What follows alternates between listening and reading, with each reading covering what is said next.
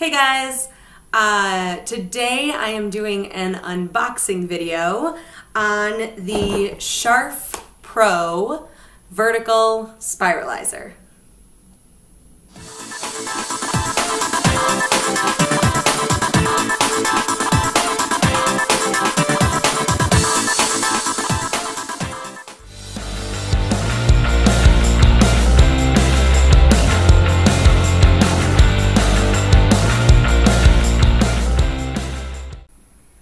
Okay, so let's get to the actual unboxing.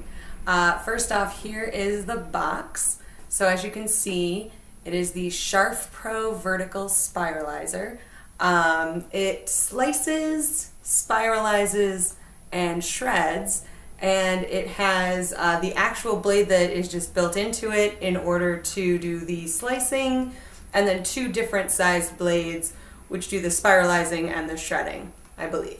So there's that, and if you flip it around to the other side, it has three interchangeable blades for thin julienne, thick julienne, and ribbon slicing. It's dishwasher safe, stainless steel, and it comes from something called Gideon Products out in Lakewood, New Jersey.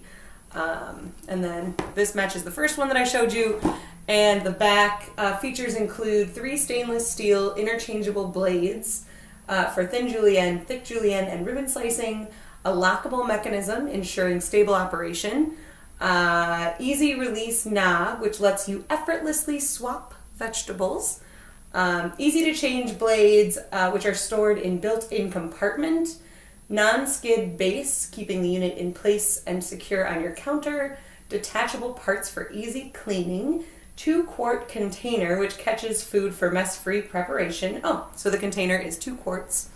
And the top rack dishwasher safe. So clean it on the top rack of your dishwasher if you're going to throw it in the dishwasher. It shows you the ribbon slicing blade, which is just the one which I believe is already in the existing base, which we'll see in a minute. The thick julienne slicing blade, which kind of swaps out, and I'll show you how that works. And then the thin one, which is right there as well. So let's go ahead and unbox it. Okay, so just opening it up from the top here, like so, and you see it all packaged inside the box. It comes with the Scharfpro Vertical Spiralizer book, which basically just shows you blades, the stuff that comes in it, how to work it and whatnot, using some pictures and some words. I watched a YouTube video on it when I was getting ready to decide which spiralizer to buy, and so it's all pretty easy, I think. That said, never actually used it. Okay. Oh, and it says if you ordered on Amazon, which I did, to please leave us a product review. So I'll probably do that. I've actually never done that after product review on Amazon, but I read them all the time. Yeah, so this is pretty basic, pretty easy. All right, let's see. We have, okay, so this is the top part here, and my cat George. Hey, George. Cool, so we've got the top part here wrapped up in plastic. This is the part where you actually put the food in. We have the handle. The handle cranks on the side. There's another one that looks pretty similar and you crank the top. I just liked the idea of using the side one instead. I like the idea of the side slicer, but I want somewhere for the food to go. That's not just the countertop. A lot of people are like, oh, it's so great. You could spiralize as much as you want and there's nothing to stop you from spiralizing because you never run out of room. I'm like, yeah, but then I have veggies all over my counter and they're gonna fall on the floor and sometimes in the sink, and I don't know, that sounded like a mess to me. So then, underneath that, anyway, sorry about that. Then we have the little container that it goes into, which is also wrapped up, and this just sits on here and works. So this is your container. Oh, and then the blades are inside that, which are these two little blades that are, I would imagine, pretty sharp. So they are inside of plastic, inside of a bin, inside of plastic. Put those in there for now. So here's the container itself, undone. And here is the top part. And let's see, doesn't look like there's any like latch. It looks like it just sits right on it, and there you go. So this is the part, oh, and this is locked. Oh, right here, okay, so there's, I don't know if you can see it, but right here it says lock, and right here it says release. So move that to release, and then this comes up to the top. Move this to lock, and it's locked. Okay, there we are. And then, oh, here's the blade part. So this is the blade they're talking about, this silver blade here. And then this part does the core, I would imagine, right there. And then this looks like there's a little place here where your finger goes in to like undo this little part, this little plastic part here. I think that's where the second and third blades go. So here they are. So the first blade that they show you, which slices, which makes those like ribbon strands, this blade I don't think ever leaves the base. But then this little door, I want to be a little careful in case they're sharp. Yep, this part opens up and just comes off. And then put that in the box since there's a cat running around. And then these blades come out and just go in like so. That's it. Easy peasy. So there's the thinner one. And now let's take that one out and put in the thicker one. That's really easy. Cool. So it is really easy to just connect those, unconnect them. I just did it holding it with one hand, and normally I'll do it while it's sitting like on a countertop. And I'm just gonna take that off and reset it to how it started. And there we are. Now we are back to how it began. This is the Scharfpro Vertical Spiralizer. Oh, and the handle. Oh my gosh, I didn't even do the spiralizing part yet. I just did the things. So then the handle, there's a little space there for that. Let's see if it, oh my gosh, that's it. It just literally pops right in. So pops right in. It's in the lock setting, so this won't just go down. You put your veggie or whatever you want to spiralize or fruit right here. You turn the crank. This part, I don't know if you can tell, is spinning and going down at the same time. Sorry, I'm holding it so it's not like solid, but I will do this later on a countertop. And, oh, I could use the box that it came on. There we go. So here it goes, spiralizing without anything on it.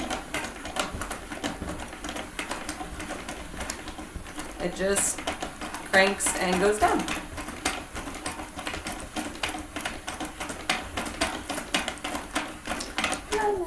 So this is what it would look like if I was spiralizing something, except there's nothing in there spiralizing. And that's it. Oh, and the crank fell off. Okay. And it pops right back on. So maybe when there's something there, that's not going to happen. I don't know. We'll see. My guess is that it's because it's like wonky and I'm holding it out of the box that happened. But I'm just trying to keep going until it's all the way down because that's what I feel like I'm doing right now. And we have finished spiralizing. So that's how long it takes minus this part coming on and off, which it actually doesn't feel like it's not secure. I think I just popped it in real quick and did it. So my guess is that won't happen later, but let's go into the kitchen and grab a veggie or two or three and spiralize. Okay, so now we've got everything all set up. I'm pretty excited. I just realized we have, for Christmas, we got this really awesome portable dishwasher because our apartment doesn't have a dishwasher and it's on wheels. So I just kind of wheeled it out and made myself a little kitchen island. So I'm really excited about that right now. This is my first try on like an actual video that isn't just me talking or unboxing something or like a grocery haul. So please bear with me. Anyway, all that said, We've got our spiralizer here. I went ahead and put the little blades upside down in this bowl so they don't actually like accidentally like smack them or something, or like, I don't know, who knows what could happen. So I'm just gonna put those right over here. On my cutting board, I have a pretty large sweet potato, I think.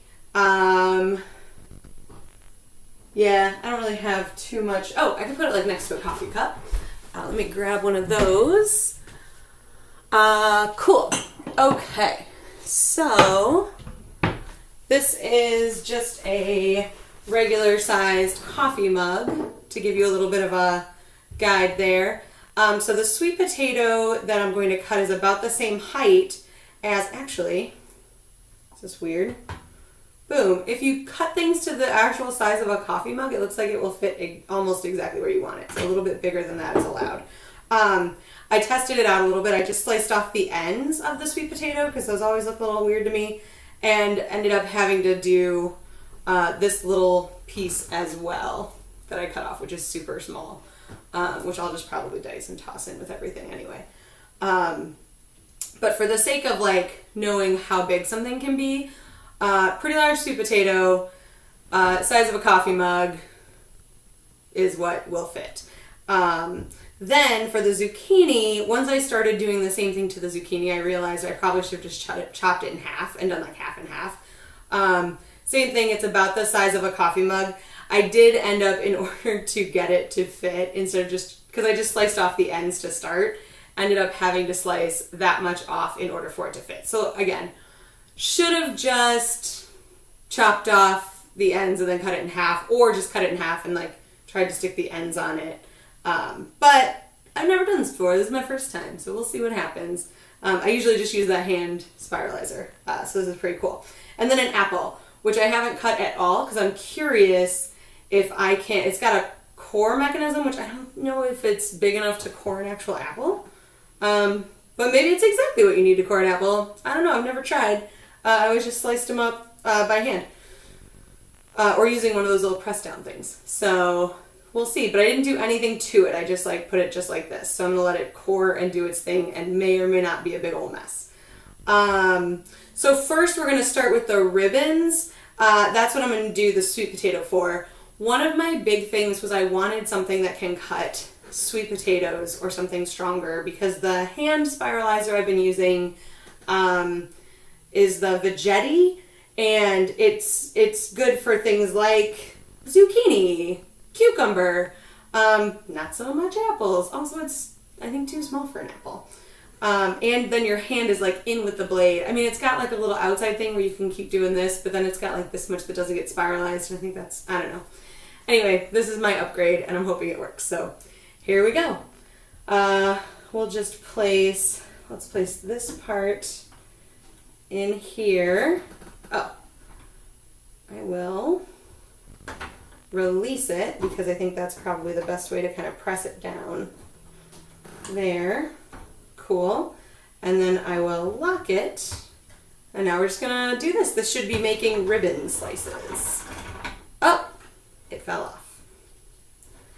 Take two. So you will release it, pull it up.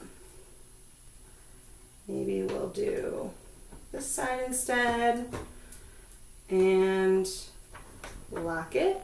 No, I want to push it down first. So kind of get it caught up in there and then lock it. And now we'll do this. So this should be doing, as it goes down, locked. There we go. Now it's locked. It should be slicing ribbons. It's not really moving very much, which is pretty cool. And I don't know, it looks on the video like it's making them.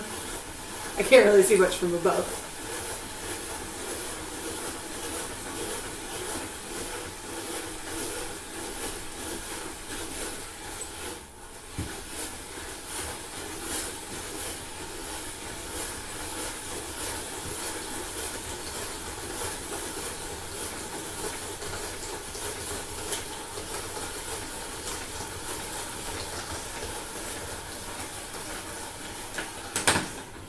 Okay, well, it has disappeared. So let's do the release, pull it up, and lock it. So, there we go. I'm just going to break that right off. So that part was caught kind of on the core. I don't know if you can see that. So it's just got a little circle in there. The core part is still there. But let's go ahead and pull this guy up. Oh my gosh, that's so cool. Okay, so the actual core is literally like out of the thing, which is pretty sweet looking. Again, I'll probably just chop that up because for sweet potatoes, you don't need to core them. But that is an awesome thing to have for things like apples, which we'll do soon. So the total amount of sweet potato lost is literally that much. So like almost nothing. And I'm going to come on out so I can show you this a little closer. Those look so freaking cool. Oh my gosh. And it didn't like keep, some of it looks like totally connected ribbons. It's like little pieces. These remind me of like the ribbons that you would get at like the fair. That's awesome. Okay, so there is the sweet potato. And now let's move on to the zucchini. So go ahead and get out a plate. I'll just put the sweet potatoes on that. Oh my gosh. So there you have the ribboned sweet potatoes. So freaking cool. And then I also have an unboxing video for my air fryer, which I got, so I will most likely be like air frying these tonight for a side for food, for whatever it is that I'm going to make for dinner. I still don't know yet. All right, so let's just stick this on the side for now. I'm going to go ahead and move on to our zucchini. Okay, so up next we're going to do the zucchini, and I'm going to use the thicker of the two blades to make those strands. I don't know if you can see it, it's pretty small. But I wanted to switch it out on camera so you can see how that works. So there it goes. The old one's out and the new one's in. Voila. The old one is just the piece that is plain that it came with. And so it's now got the blade in it that came with, which is the one that did those slices earlier, the ribbon kind of strands, and now the medium sized or the larger of the two blades is what I put in for the zucchini. So I'm going to do the same thing. I'm kind of learning as I go because I didn't actually read the instructions. So I went ahead and put that there where the core is, and then I'm going to do the release and push that down so that it's nice and solid. Make sure I lock it this time. Last time I did not lock it properly. There, it's locked. I don't feel like that's actually going to touch those things, but we're going to let it do its thing. All right, we're going to let it do its thing. We're going to let it do its thing. To me, it doesn't look like it's much on, actually I'll show you where those blades are, but a zucchini is pretty thin vegetable, so we're just gonna wander with it and see what happens. All right, here we go.